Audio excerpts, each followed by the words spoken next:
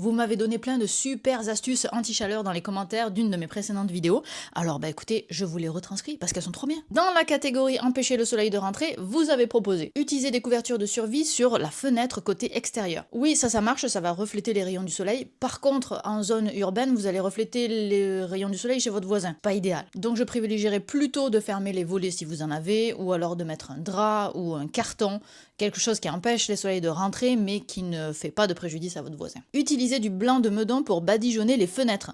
J'ai personnellement jamais utilisé cette technique, mais si ça permet de bloquer les rayons du soleil, a priori je valide.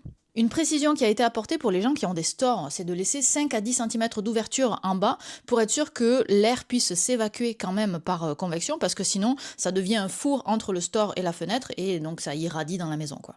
Très bonne astuce aussi. Dans la catégorie ventilateur, certains recommandent d'utiliser 2 ventilateurs pour créer un courant d'air entre 2 pièces. Pourquoi pas, mais soyez attentifs, soyez expérimentateurs, soyez critiques. Essayez, si ça marche tant mieux, mais si ça ne marche pas, arrêtez. Dans la catégorie ajouter du froid, placez des blocs de glace réfrigérants dans le lit ou juste devant un ventilateur avant de dormir.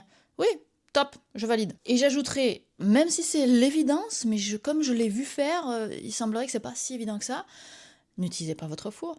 N'utilisez pas votre lave-vaisselle. Reportez votre machine à laver ou lavez à la main. Éteignez la télé. Préférez des ampoules LED plutôt qu'incandescentes. Bref, éteignez tout ce qui produit de la chaleur. On est d'accord? Parce qu'une canicule, la seule chose qu'on peut faire, c'est de limiter les dégâts. Ça se gère, mais ça se solutionne pas. Dans la vidéo de demain, je pense que j'ai compris pourquoi les Français ont plus chaud que les Montréalais à température égale. Je vous soumettrai mon hypothèse, vous me direz si ça a du sens.